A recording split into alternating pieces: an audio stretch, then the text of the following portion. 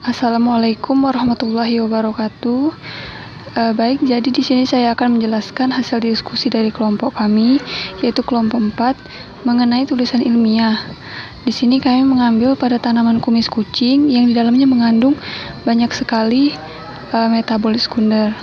Langsung saja untuk penjelasan yang pertama. Judulnya yaitu ekstraksi tanaman kumis kucing pada spesies Orthosipon staminis Benn untuk mengetahui kandungan metabolit sekunder di dalamnya. Jadi abstrak dari tulisan kami yaitu tanaman suku Laminaceae merupakan tanaman aromatik yang umumnya digunakan sebagai tanaman obat. Nah, tujuan kepenulisan ini untuk menganalisis senyawa fitokimia dari tanaman suku Laminaceae dengan beberapa metode. Untuk daftar isi, kami membahas 5 bab disertai dengan penutup, bab 1 pendahuluan, bab 2 tinjauan pustaka, bab 3 metode, bab 4 hasil dan pembahasan, bab 5 kesimpulan, dan yang terakhir penutup yaitu daftar pustaka. Bab 1 pendahuluan. Di sini ada 3 poin. Poin pertama latar belakang, kemudian rumusan masalah dan tujuan. Untuk latar belakangnya, obat tradisional dan tanaman obat banyak digunakan masyarakat, terutama dalam upaya preventatif, promotif, dan rehabilitatif. Agar penggunanya optimal, perlu diketahui informasi yang memadai tentang tanaman obat. Nah, informasi yang memadai akan membantu masyarakat lebih cermat untuk memilih dan menggunakan suatu produk obat tradisional atau tumbuhan obat dalam upaya kesehatan. Rumusan masalahnya sendiri yaitu untuk mengetahui apa saja senyawa metabolit yang terdapat pada tanaman kumis kucing. Kemudian, bagaimana cara mendapatkan metabolit sekunder pada tanaman kumis kucing tersebut. Nah, tujuannya untuk mengetahui kandungan ekstrak metabolit sekunder pada daun kumis kucing dan mengetahui apa saja manfaat metabolit sekunder pada daun kumis kucing bagi kesehatan.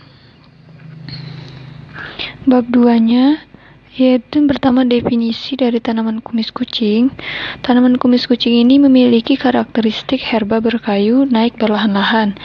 Pada pangkal sering bercabang, berakar kuat, tingginya bisa mencapai 0,4 sampai 1,5 meter, batang berambut, pendek bertangkai daun berbentuk baji di atas pangkal yang bertepi rata. Bergerigi kasar dapat berbunga 6 dan berkumpul menjadi tandan ujung.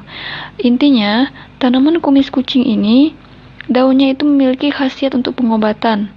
Nah, karena hal tersebut, maka tanaman kumis kucing ini sering dibiarkan tumbuh di halaman rumah atau tumbuh secara alami di alam.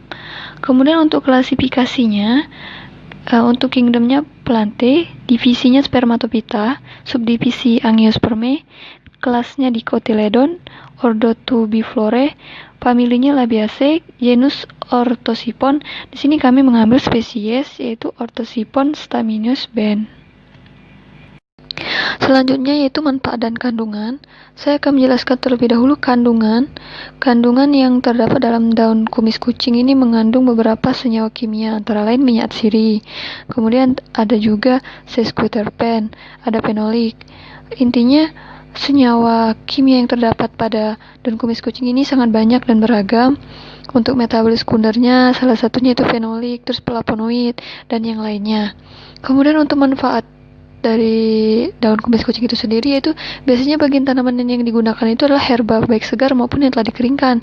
Nah, teh yang dibuat dari daun yang dikeringkan mempunyai reputasi yang baik sebagai obat-obatan terhadap penyakit ginjal. Nah, kumis kucing ini mempunyai khasiat diuretik. Contohnya di Jawa.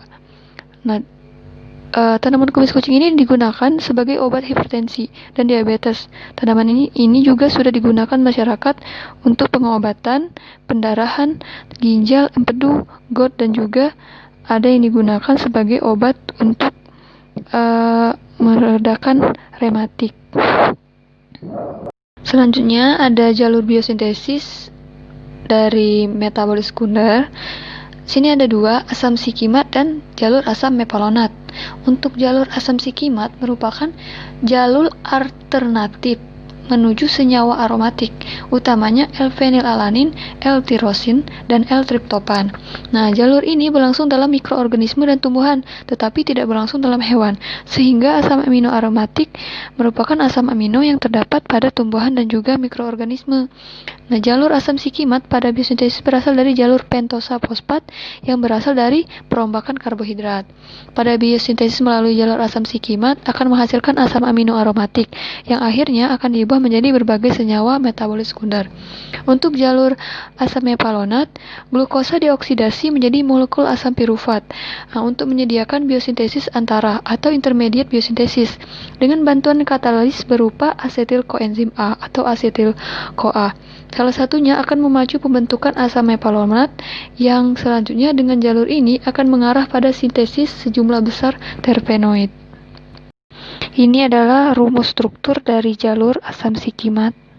Kemudian ini jalur biosintesis dari asam mepalonat. Lalu bab 3, metode. Metodenya dengan cara siapkan tanaman kumis kucing, kemudian dicuci dengan air untuk menghilangkan kotoran. Setelah itu, petik daunnya dan dikeringkan untuk mengurangi kadar air pada sampel. Sampel yang telah kering tadi di blender. Setelah di blender, diayak hingga menjadi serbuk halus. Untuk proses selanjutnya, ekstraksi sebanyak 20 gram serbuk halus dari daun kumis kucing tadi dimaserasi atau direndam yang berisi 600 ml pelarut metanol. Kemudian maserasi dilakukan selama 3 hari dan sesekali diaduk. Setelah 3 hari disaring dengan kertas saring, dilakukan 2 kali pengulangan. Untuk uji fitokimianya, ada uji alkaloid yang terdiri dari tes Dragendorf, tes Wagner, dan tes Mayer.